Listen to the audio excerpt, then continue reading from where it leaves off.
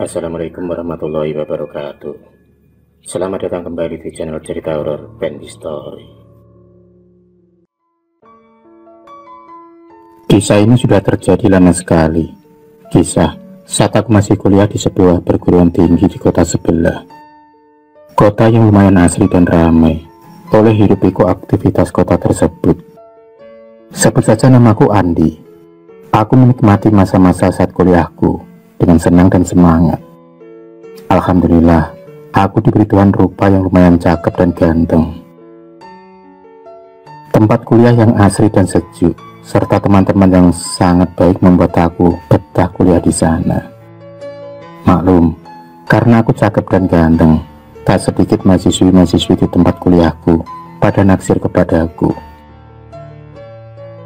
Ada dua gadis yang paling berusaha mendekatiku, dan aku juga menyambut perhatian dari mereka. Salah satunya Siska, gadis manis satu kampus dan malah satu kelas itu sangat perhatian kepadaku. Dia gadis yang anggun dan sopan. Satu lagi Nancy, gadis berambut sebahu, bertubuh seksi, putih dan manis, dan senyumnya luar biasa menghangatkan. Sering dia membawakan sekedar jajan atau snack atau minuman kaleng untukku. Alhamdulillah, banyak yang perhatian kepadaku. Mungkin karena rupaku yang lumayan cakep dan ganteng.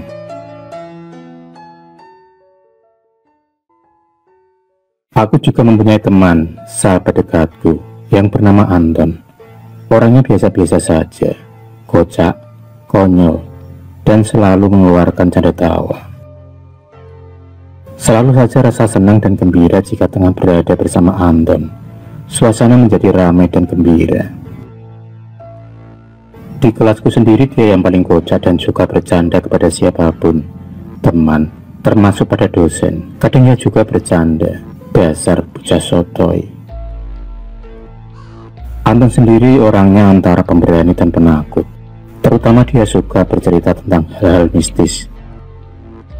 Anton sendiri sering mengajakku ke tempat-tempat keramat atau yang dianggap angker, terutama pada hari Selasa Kliwon atau Jumat Kliwon.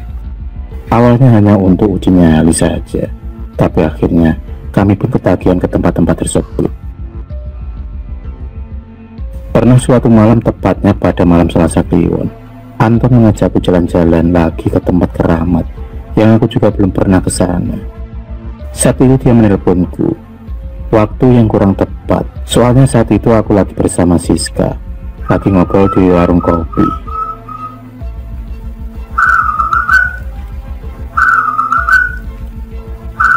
Aku pun menolak ajakan Anton dengan alasan yang tepat, dan Anton sendiri mengerti posisiku dan kondisiku yang lagi tengah bersama Siska. Hari pun berganti, dan pada malam itu, tepatnya malam Jumat Kliwon, Anton lagi-lagi mengajakku untuk pergi lagi ke tempat keramat dan angker. Kali ini aku mengiyakan ajakan Anton, karena kita sudah sepakat dan sudah janjian malam ini. Entah kenapa malam itu Anton dan aku sangat bersemangat untuk pergi ke tempat keramat itu. Sekitar pukul jam 8 malam, kami berdua pun berangkat naik motor kesayanganku. Motor jadul yang tentunya keren abis. Dalam perjalanan, kami pun ngobrol ngalor ngidul membayangkan nanti ada apa di tempat tersebut. Suasana terasa dingin, angin pun bertiup menerpa perjalanan kami berdua. Jalan mulai sepi. Tak banyak orang yang kita jumpai, dan semakin lama semakin sepi. Jalan tanah pun akhirnya kita lalui. Akhirnya sampailah kami berdua di tengah tempat keramat tersebut.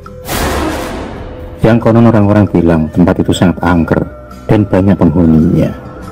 Saat tiba di sana, rasa merinding mulai terasa. Kami pun kemudian berjalan menuju ke arah sebuah pohon besar yang di depannya terlihat tumpukan batu-batu seperti pemakaman zaman dahulu, seperti petilasan. Terlihat pohon besar yang sudah sangat tua, mungkin usianya sudah ratusan tahun kalau dilihat dari bentuk dan teksturnya.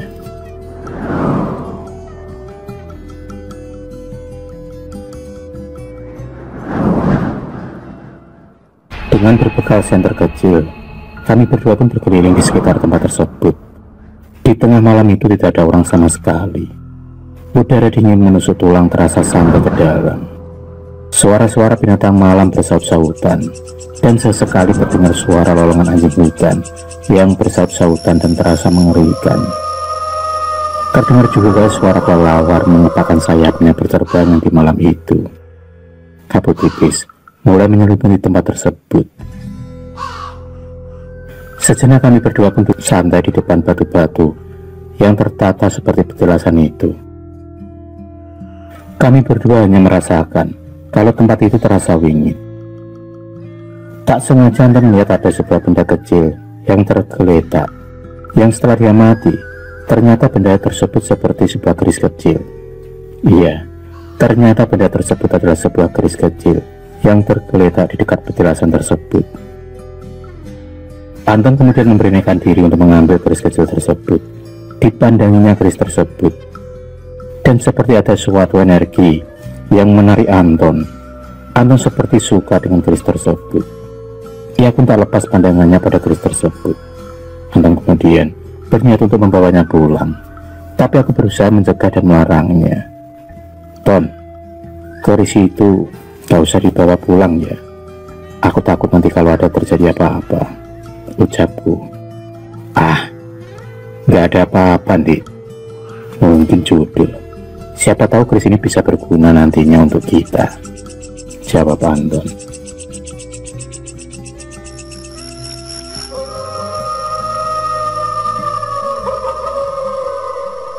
Malam pun semakin larut dan suasana semakin sepi. Kami berdua memutuskan untuk segera pulang dari tempat keramat tersebut karena perasaan yang mulai terasa kurang enak. Aku malah merasakan seperti ada banyak mata yang memandang ke arah kami. Entah itu benar atau tidak, atau hanya perasaanku saja. Wallahu alam, aku juga tak tahu. Kemudian ku nyalakan sepeda motor tuaku.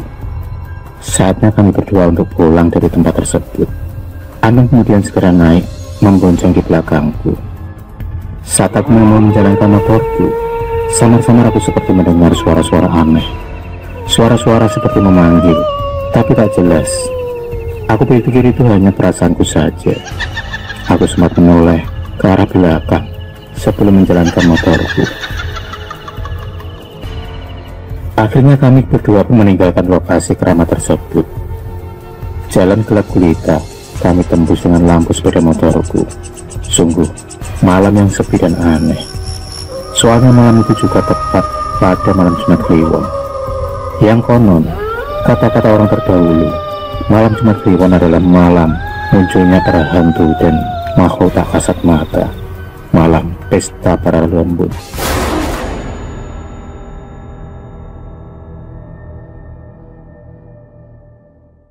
Akhirnya sampailah kami berdua di kos-kosan kami berdua. Motor langsung aku parkirkan di tempat parkir. Kulihat jam keranganku ternyata sudah jam 1 malam. Kulihat tante Rini yang tengah berdiri di depan pintu rumahnya. Rupanya tante Rini terbangun. Mungkin kegerahan, karena malam itu memang terasa agak panas. Tante Rini adalah pemilik kos-kosan yang aku tempati. Aku kemudian bergegas mengambil air wudhu untuk sholat malam. Sedangkan Anton segera masuk ke kamar. Entah kenapa, Anton saat itu terlihat mengantuk dan langsung tidur. Aku sendiri langsung mengerjakan sholat malam yang biasa aku kerjakan setiap malam. Aku merasa tenang kalau tidur setelah habis melaksanakan sholat malam. Sekitar jam 2 malam, aku mulai mengantuk dan keputusan untuk tidur di kasur sebelah. Aku pun kemudian tertidur lelap. Tiba-tiba dalam tidurku aku seperti mendengar teriakan Anton meminta tolong. Aku kemudian terbangun seketika itu. Kulihat Anton yang tertidur sambil meronta-ronta, seperti dia tengah dikejar setan. Rupanya Anton sedang lindur. Kuputuskan untuk membangunkannya dengan pelan agar dia tak kaget.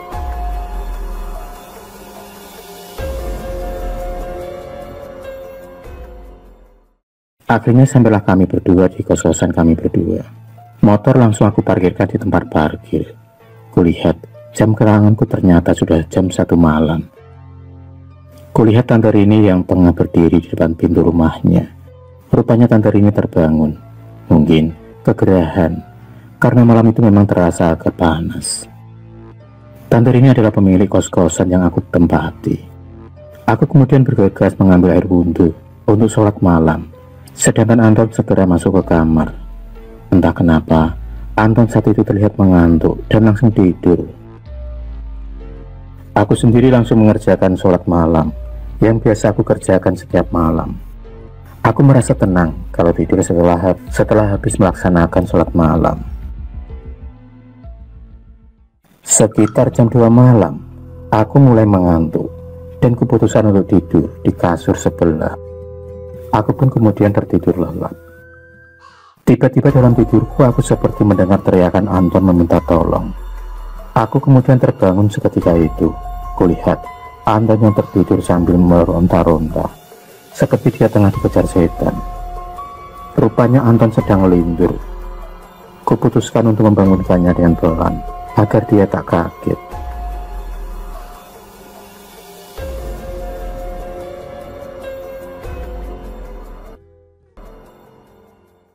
Anton kemudian terbangun dengan nafas yang terengah-engah, peluh pun bercucuran di wajahnya.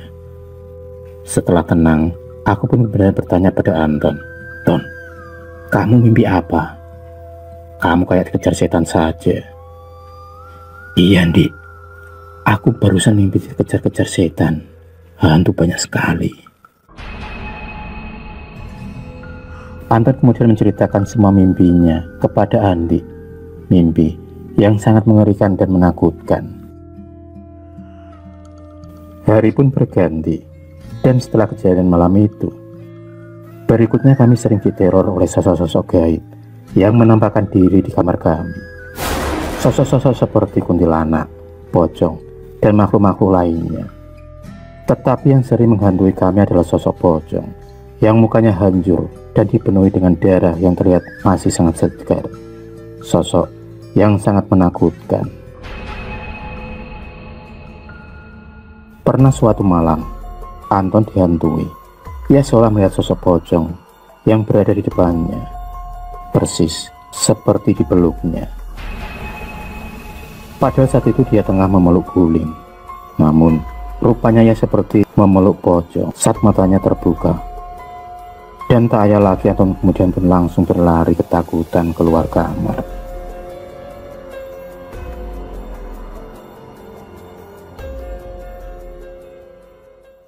Setiap malam kami berdua selalu diteror oleh makhluk-makhluk tak kasat mata itu. Pernah juga aku diteror oleh sosok kuntilanak yang menampakkan diri dengan sosok yang menyeramkan. Tubuhnya penuh luka dan penuh belatung di badannya. Dengan keberanian yang ada, aku langsung membacakan ayat kursi. Beberapa saat kemudian, alhamdulillah sosok tersebut kemudian menghilang.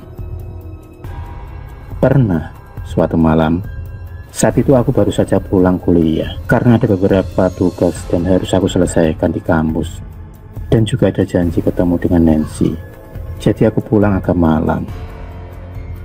Saat itu aku sudah di kamar dan kemudian aku ingin mandi. Handuk sudah di pundakku. Tiba-tiba aku mendengar suara teriakan yang asalnya dari kamar mandi. Suara siapa itu? Tapi sepertinya suara itu aku kenal. Suara itu adalah suara Anton. Aku pun kemudian segera bergegas ke kamar mandi. Dan sesampainya di sana, setelah aku buka pintu, aku melihat Anton yang tengah tergeletak jatuh pingsan di lantai kamar mandi. Aku pun bertanya-tanya, kenapa ini Anton sampai pingsan di kamar mandi? Apa dia mendapat teror lagi seperti malam-malam kemarin? Pikirku di dalam hati.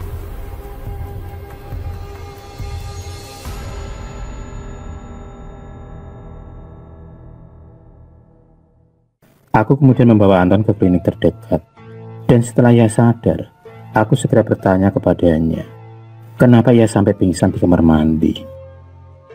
Awalnya Anton enggan dan tak berani bercerita tentang apa yang tengah ia alami. Tapi setelah aku bujuk, akhirnya dia pun mau bercerita. Anton kemudian mengatakan, ketika aku sedang mandi, aku melihat ada tulisan di dinding, kalau tidak mengasih tumbal, maka kamu yang akan kuambil nyawanya. Jika kamu memberi aku tumbal, maka aku akan memberimu kenikmatan yang kamu inginkan, ujar Anton kepadaku. Aku sendiri heran, sebab saat aku menolong Anton di kamar mandi, aku sama sekali tak melihat ada tulisan darah di dinding kamar mandi, seperti yang Anton katakan. Tapi Anton bersikukuh bahwa yang melihat tulisan itu di dinding kamar mandi. Entah mana yang benar. Yang jelas, setelah kami berdua pulang dari tempat keramat itu, setiap malam kami selalu diteror dan dihantui oleh makhluk-makhluk astral, hingga membuat kami tak nyaman lagi. Ingin rasanya kami berdua lepas dari teror dan gangguan makhluk-makhluk tersebut yang selalu datang setiap malam meneror kami berdua.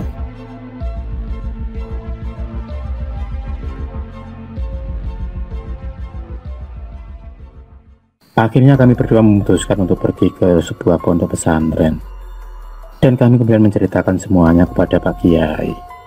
Kami menceritakan semua dari awal sampai kami diteror setiap malam. Pak Kiai hanya mengangguk-angguk, tanda ia mengetahui apa yang terjadi pada kami berdua.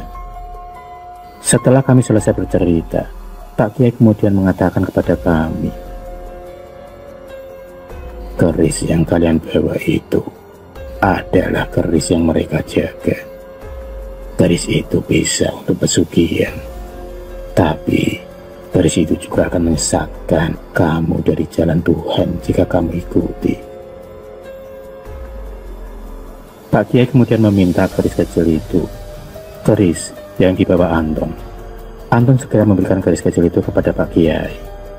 Pak Kiai hanya tersenyum melihat keris tersebut, dan kemudian beliau mulai membacakan doa untuk menetralkan energi jahat yang ada di keris kecil tersebut. Pak Kiai mencoba membuang semua pengaruh jahat yang ada pada keris tersebut. Tak lupa, Pak Kiai juga menetralisir tubuh kami berdua untuk membuang sisa-sisa energi negatif yang menempel di tubuh kami akibat dari keris itu.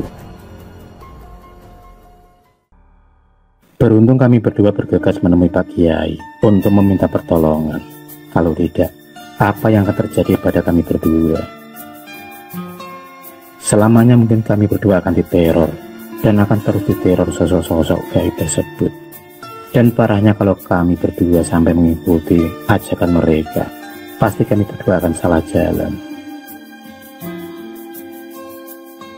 Pak Kiai mengatakan, kalau keris tersebut sudah banyak menyesatkan orang untuk pesugihan. Mereka rata-rata tersesat karena energi negatif yang ada pada keris tersebut, yang selalu meminta tumbal nyawa. Hanya orang-orang yang kurang beriman dan putus asalah yang mudah terkena godaan dan bujukan rayu setan, bujukan harta yang melimpah secara instan, padahal dengan jalan yang salah dan sesat. Rupanya keris tersebut sudah banyak memakan korban, tumbal-tumbal nyawa yang telah ditumbalkan demi pesugihan sesat. Banyak nyawa yang telah berjatuhan di jalan kesesatan. Semoga kita selalu dalam lindungan Allah Subhanahu wa Ta'ala dari godaan setan-setan yang terkutuk, yang selalu berusaha untuk menggoda umat manusia agar berjalan di jalan yang salah. Semoga kita selalu dalam penjagaan dan perlindungan Allah Subhanahu wa Ta'ala. Amin ya Rabbal Alamin.